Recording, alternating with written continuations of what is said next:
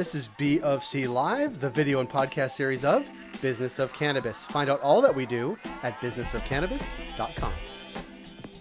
Coming up on BofC Live, a conversation with Sarah Gillin. She's the co-founder of Olli Brands, a cannabis edibles manufacturer in Ontario. Olli Brands have focused on quality ingredients, unique flavor profiles for their portfolio of products. We connected with Gillin this week as they launched their sugar-free offerings that are hitting the market in Ontario through the Ontario Cannabis Store and through cannabis retailers throughout Ontario. Here's this conversation with Sarah Gillin. Hey, Sarah, thanks for being here. Hi, Jay. Thanks for having me. I have a confession to make. Well, it's a confession if I'm confessing.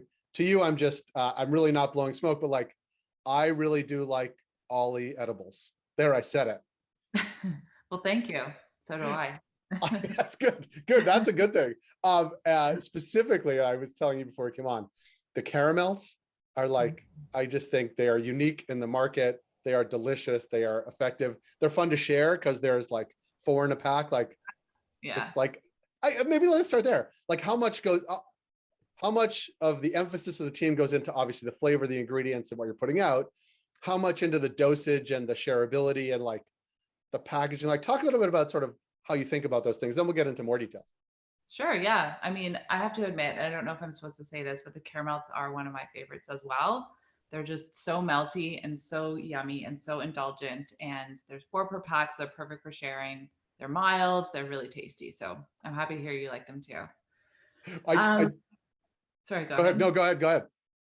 No, I was just going to answer your question. The company, like, just to take it way back. So, you know, my business partner, John Aird. So we founded the company like over a meal with a bunch of friends. And the sort of, obviously our goal was to create delicious edibles, but we really wanted to also have this kind of lifestyle around edibles and share edibles with our friends. And we were inspired to create products that were as delicious as like we were proud to share with our friends. So when you speak to sort of the 4-pack and being able to share it with your friends and having a good time together, I think that really speaks to our brand and like the inclusive nature and sort of what we set out to do from the beginning. And that was like to create delicious edibles to share with friends and family and whatnot. So I think a lot of thought goes into, I mean, we're edibles focused, so we only manufacture edibles.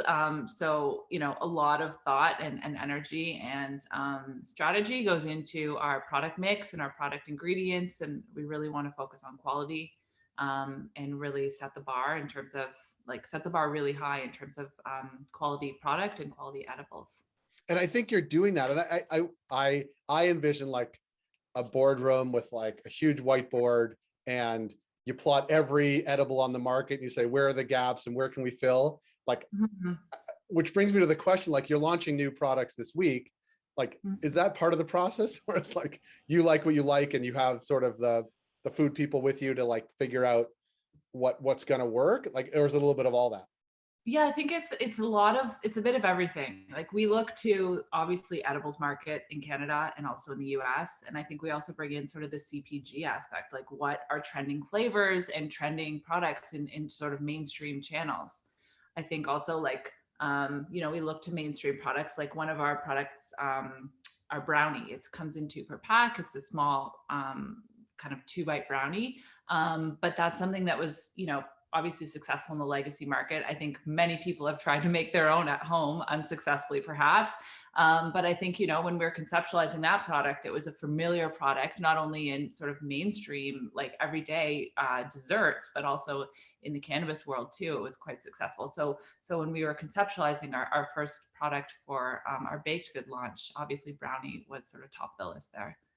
Okay. So we talked a little bit about the products. Tell a little bit about the facility, because like, to me, I'm hearing all the flavors and the ingredients and like, does it smell as good as all those ingredients make it sound to be? Like, does it smell like a delicious bakery with like butter and chocolate like all the time?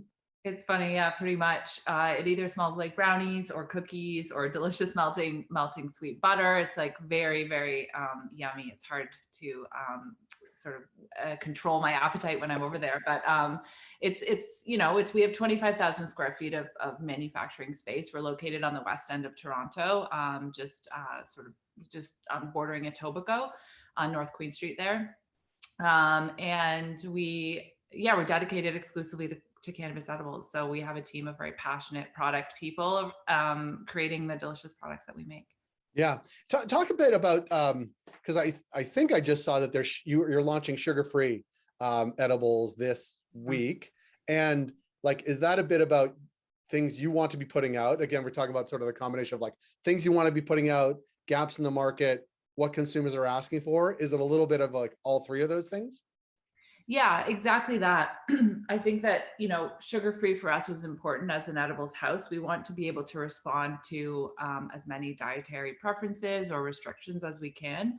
So, in talking to our consumers and talking to our retail partners, we saw that there was a demand for sugar-free products. So exactly, we responded to that and we launched our sugar-free gems, which are a 4-pack. And we most recently launched a sugar-free CBN product, which is perfect for just before bed. And as well, we were just chatting about our lozenges. So we have a 10-pack of sugar-free high CBD lozenges as well.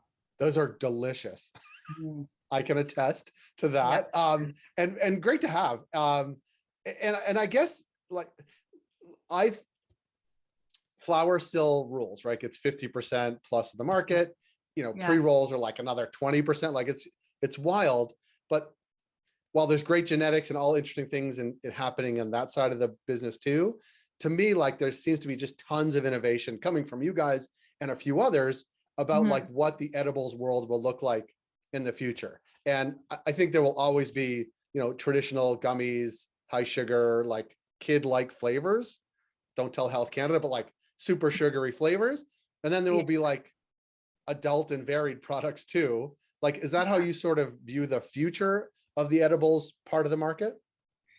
Yes, I think you're absolutely right. I mean, I think we can't deny that gummies are such a big portion of the edibles market for sure. I mean, there's yummy, delicious gummies. I think that there's lots of great brands doing awesome things there, and Olli does as well.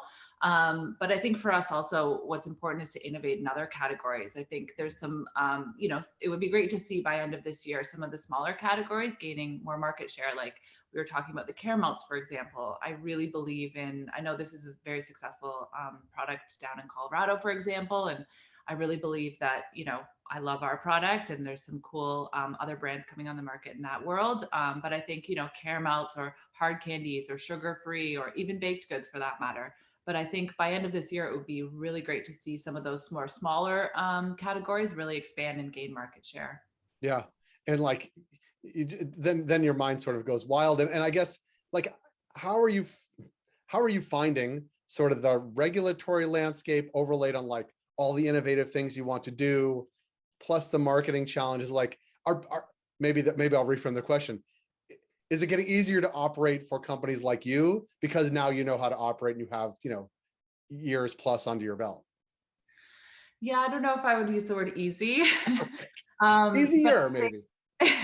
Yeah, I mean, maybe. Like, I think that, we all are playing by the same rules here, and we all are, I think there's a lot of great brands putting out great product, and we all aim to promote responsible and safe and trusted cannabis use, whether it be edibles, whether it be flour or, any other category, beverages, whatever it is. So I think, there are, of course, challenges, but I think we all strive, and particularly at Olli, we aim to, do the best we can within the regulations and follow them as close as we can, of course. You mentioned that I think as you launch new products, you went to some of your sort of retailers to sort of see how they were like. What are you hearing back from retailers about the products you're putting in the marketplace? Like, are they like, great, now we have something like this to be able to offer to our customers? Like, talk a little about that relationship and how important it is, but also like how they're finding the products. Yeah, I think that for Olli, because we're a dedicated edibles company, I think for us, quality is number one, and we really strive to put the best products out there. So and truthfully, we're getting that feedback from the market. A lot of our retailers love our products. They love that we're kind of a one-stop shop for edibles. You can get your baked goods, you can get your caramels, your gummies, your hard candies. I think that tells a really interesting story, and it speaks to our passion, our dedication for edible products specifically. So I think that particularly for the retail environment, it's been really challenging, of course, in and out of lockdowns and sort of the uncertainty of what's going on out in the world. So I think that as an LP, as much as we can do to support various retailers and communicate with them and help them succeed, and also a very competitive market too, I think is really important for us as well. Well, you just described our little edibles drawer, the baked goods, the hard candies, the gummies, the caramels. That's like, yeah. I thought you were just running down a checklist of what's like in my sock drawer. Sarah, congratulations on sort of the rollout of the new products, of the success, and for making the caramels. I mean, not to go back to that, but I think it's such a cool product. Congratulations to you and the team, and we look forward to connecting with you down the road, and good luck with the launch of the new products this week. Thanks, Jay, and thanks so much for having me. That was BofC Live on Business of Cannabis. If you like this program, please subscribe to our YouTube channel. It helps support the work we do.